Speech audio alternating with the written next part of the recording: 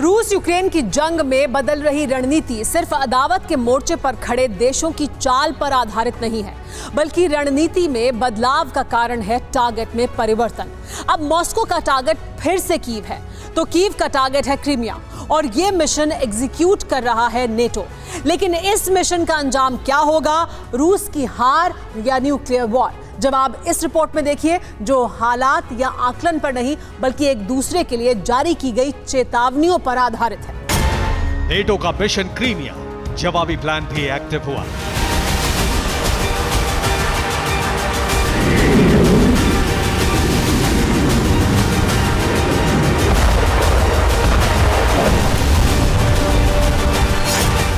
Ukraine रूस की जंग में इस वक्त तैयारी वाले हालातों के बीच कई चौंकाने वाले खुलासे हो रहे हैं। बारूद कम बरस रहा है, लेकिन दिमागी ज्वालामुखी हर दिन फट रहे हैं। हर नए दिन रणनीति का ऑर्गेनिक फार्मिंग करेंगे तो सिर्फ आपकी ही सेहत ही नहीं बल्कि आपके पैसों की सेहत भी अच्छी रहेगी। ऑर्गेनिक फार्मिंग सीखनी है तो फ्रीडम ऐप को अभी डाउनलोड करो। हवा बहकर युद्ध भूमि को महाविध्वंस के लिए उपजाऊ बना रहा है। आपको जानकर हैरानी होगी कि यूक्रेन की ज्यादातर हथियारों की डिमांड अमेरिका और यूरोपियन देश पूरी कर रहे हैं, तो वहीं रूस ने अपने पुराने प्लान यूक्रेन पर संपूर्ण कब्जे के तहत मोर्चेबंदी की है। इन्हीं हालातों को देखते हुए यूक्रेन फिर पुरानी रणनीति के तहत आगे बढ़ने लगा है।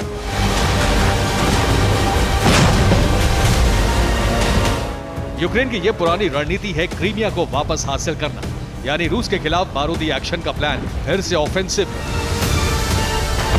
पश्चिम से मिले वेपन्स का इस्तेमाल अब सिर्फ डिफेंसिव रणनीति के तहत नहीं होगा, बल्कि क्रीमिया हासिल करने के लिए मौजूदा रूस की टेरिटरी पर भी बारूदी बारिश होगी। और ये अनुमान नहीं है, ना ही काल्पनिक आकलन है, बल्कि ये ऐलान है क्रीमिया का।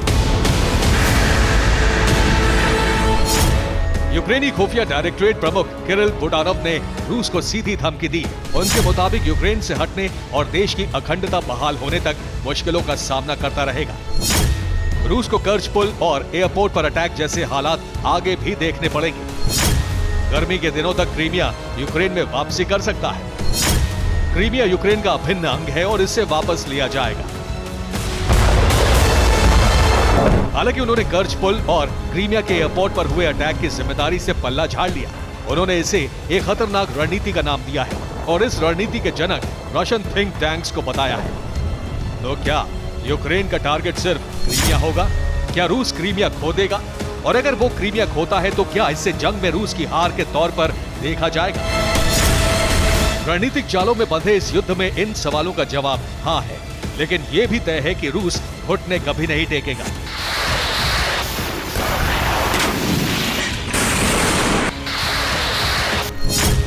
तो क्या रूस विश्व युद्ध का आधिकारिक ऐलान करेगा? तो क्या रूस क्रीमिया छोड़कर कीव पर कब्जा कर लेगा? या फिर क्या जंग का मकसद मिन्स्क समझौते की बहाली होगा?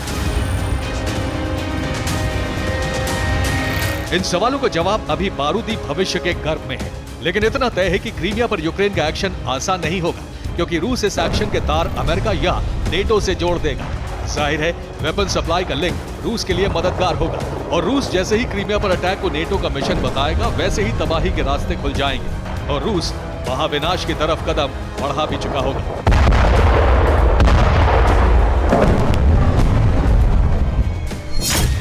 नेटो के मिशन क्रीमिया का जवाब न्यूक्लियर अटैक हो सकता है। क्रीमिया रूस के कब्जे में मिन्स्क समझौते के तहत आया है, इसलिए क्रीमिया पर कब्जे की कोशिश का मतलब रूस को जंग में फायदा मिल जाएगा।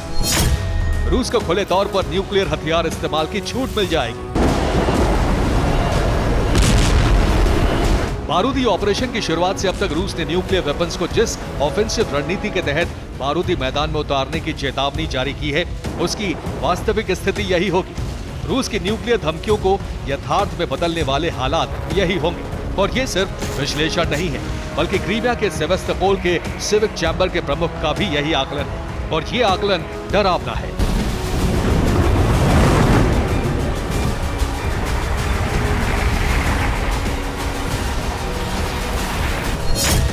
अलेक्जेंडर फॉर्मनचुक के मुताबिक क्रीमिया को यूक्रेन को वापस दिलाने की कोशिश डरावनी है। नेटो क्रीमिया छीनने की कोशिश करेगा तो ग्लोबल वॉर शुरू होगी, और ग्लोबल वॉर की शुरुआत रूस न्यूक्लियर हथियार से करेगा। ये कोशिश एक तरह से थर्मो न्यूक्लियर ग्लोबल वॉर में बदल जाएगी।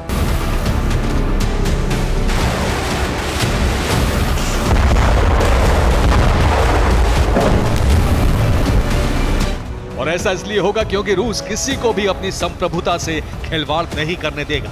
वो किसी को भी माफ नहीं करेगा। कुछ ऐसा ही वैचारिक आकलन जॉर्जिया के प्रतिनिधि ने भी दिया है। क्रीमिया पर कब्जे की रणनीति की उन्होंने खुलकर आलोचना की और इसे अमेरिका का पागलपन तक कह दिया। हालांकि रणनीति, ऐलान, धमकी और जवाबी कार्रवाई की तैयारी से पहले तक का माहौल हथियार जुटाने तक सीमित था, ताकि स्प्रिंग सीजन बारूद से दहल जाए। लेकिन रणनीति बदल गई। रूस ने नेटो के मिशन क्रीमिया का जवाब तैयार कर लिया। रूस अपनी रणनीति के तहत 2 प्लान के साथ जंग के मैदान में होगा। पहले प्लान में रूस कीव को टारगेट करने के लिए आगे बढ़ेगा और दूसरे प्लान में क्रीमिया को बचाने के लिए सेना उतारेगा। रूस ने नेटो के मिशन क्रीमिया का खुलासा होते ही 2 लाख नए फौजियों की भर्ती शुरू कर दी है। इसके अलावा रूस ने नेटो और पश्चिमी देशों के खिलाफ एक नकारात्मक माहौल भी बनाना शुरू कर दिया है, जिसका फायदा उसे न्यूक्लियर अटैक के समय मिलेगा। इसका सबसे बड़ा उदाहरण है क्रोएशिया के प्रेसिडेंट की तरफ से की गई नेटो और यूरोपियन यूनियन की निंदा। जी हां, नेटो के सदस्य क्रोएशिया का यह कदम चौंकाता है, लेकिन यही सच है। यानी रूस के खिलाफ जंग में नेटो के अंदर भी 2 फाड़ हो चुका है और मुमकिन है कि जब खुले तौर पर नेटो जंग में होगा तब कई देश रूस के साथ होंगे और रूस अपने उन हथियारों का असली इस्तेमाल करेगा जिन्हें तैनात कर दिया गया है।